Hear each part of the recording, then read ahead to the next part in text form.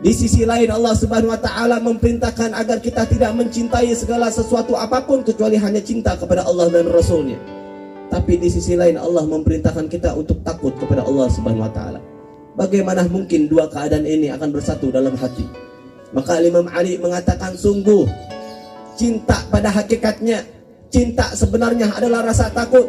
Karena kecintaannya lah dia takut pada Allah Subhanahu wa taala. Namun saat ini fenomena yang terjadi sungguh luar biasa. Saat ini yang kita rasakan, yang kita lihat, yang kita dengarkan sungguh luar biasa, memilukan hati dan memancing daripada murkanya Allah Subhanahu wa taala. Di mana seluruh hamba-hambanya Allah yang dalam hatinya terdapat kalimat la ilaha illallah, dia lebih takut dengan berbagai macam wabah, virus corona, bala, musibah yang menimpa dia, akan tetapi dia tidak takut dengan murkanya Allah Subhanahu wa taala. Seakan-akan dia akan selamat daripada kematian. Siapapun Anda, seberapa banyak pun harta yang Anda punya, seberapa hebat pun pangkat jabatan dan kekuasaan yang Anda miliki, seberapa kuat pun badan Anda, pasti kematian akan sampai kepada Anda walaupun tanpa sakit apapun. Baik miskin maupun kaya, baik muda maupun tua, pasti akan sampai kepada kita malaikat Israel yang akan memisahkan ruh dengan jasad. Namun kita nyatanya lebih takut akan wabah. Nyatanya kita lebih takut dengan penyakit yang sedang melanda negeri kita tercinta. Justru kita tidak pernah khawatir bagaimana rasanya ketakutan kita kalau kita wafat tidak dalam membawa iman dan Islam. Dalam keadaan apapun pasti akan sampai kepada kita. Namun persiapkanlah diri kita untuk mendapatkan kematian husnul khatimah.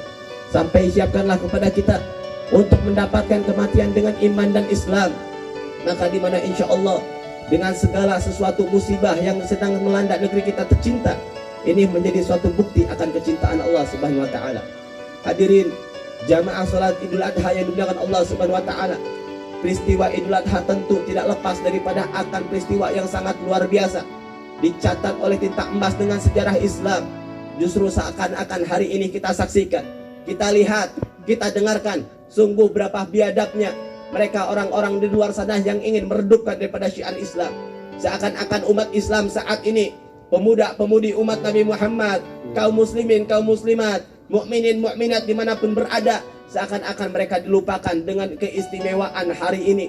Sehingga tidak lagi kita dengarkan begitu syiarnya orang-orang merayakan daripada hari raya Idul Adha. Sedang ini adalah hari raya yang luar biasa, hari kemenangan, hari yang mustajab, hari di mana Allah ampuni seluruh dosa semua makhluknya. Allah ampuni seluruh dosa-dosa seluruh hambanya, kecuali bagi mereka yang masih bermusuhan pada hari ini. Namun hadirin jamaah salat Idul Adha yang dimuliakan Allah Subhanahu wa taala, insyaallah di mana dengan kesempatan ini kita ambil kabar gembira daripada baginda Nabi Muhammad sallallahu alaihi wasallam, di mana Sayyidil Mursalin beliau mengatakan dalam hadis, qala Nabi sallallahu alaihi wasallam, man yuridillahu bihi khairan yusib minhu. Siapa orang yang ingin diberikan suatu kebaikan kepada Allah, siapa orang yang ingin diangkat derajatnya oleh Allah, siapa orang yang ingin diampuni dosanya oleh Allah, maka Allah Subhanahu wa taala akan memberikan sedikit kesusahan pada orang tersebut. Allah akan memberikan orang tersebut sakit, akan memberikan orang tersebut musibah. Inilah salah satu peristiwa bagaimana Nabi Ibrahim, hari raya Idul Adha atau yang sering kita kenal dengan hari raya kurban. Para nabi di tengah rasa kesusahannya, di tengah rasa musibahnya, setelah menantikan kehadiran seorang anak sekian lamanya setelah menikah bertahun-tahun sehingga telah sampai pada umur yang tua, baru Allah berikan anugerah anak, seorang putra yang bernama Ismail.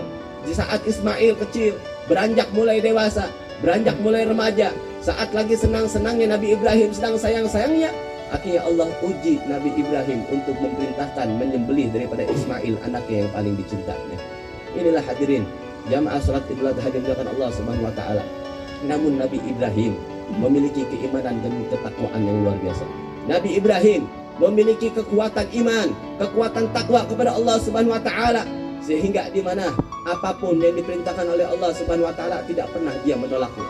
Allah ingin menunjukkan, Allah pengen kasih kabar, Allah cemburu kalau ada seorang hamba lebih mencintai hal lainnya selain Allah Subhanahu wa taala. Maka atas bentuk kecemburuannya Allah tersebut, Allah menguji daripada Nabi Ibrahim. Tidakkah kita pernah diuji dengan sebesar hal demikian? Tidakkah kita diuji dengan hal peristiwa yang luar biasa, dengan lebih daripada batas kemampuan kita? La yukallifullahu nafsan illa wus'aha. Allah tidak akan memberikan satupun cobaan, satupun ujian, satupun rasa sakit, rasa bangkrut, rasa tidak punya uang. Allah tidak akan memberikan seorang hamba ujian melebihi daripada batas kemampuannya. Sehingga Nabi Ibrahim mengatakan kepada anaknya Ismail, anak yang dididik penuh dengan ketaatan, anak yang dididik penuh dengan ketaatan, anak yang dididik untuk mengenal Allah Subhanahu wa taala. Ketika Nabi Ibrahim alaihi salatu wasalam mengatakan kepada anaknya Ismail, "Wahai anakku, bagaimana menurutmu? Sesungguhnya aku telah bermimpi bahwa Allah telah memerintahkan aku untuk menyembelihmu." Namun Nabi Ismail, seorang anak yang bakti, anak yang taat, anak yang soleh, anak yang dididik, dibesarkan dengan didikan seorang ayah dan ibuda yang luar biasa penuh dengan keimanan pada Allah Subhanahu wa taala. Tidak pernah beliau mengatakan, "Tidak wahai ayahku, jangan wahai ayahku, aku takut wahai ayahku." Namun apa hadirin jamaah salat Idul Adha yang dimuliakan Allah?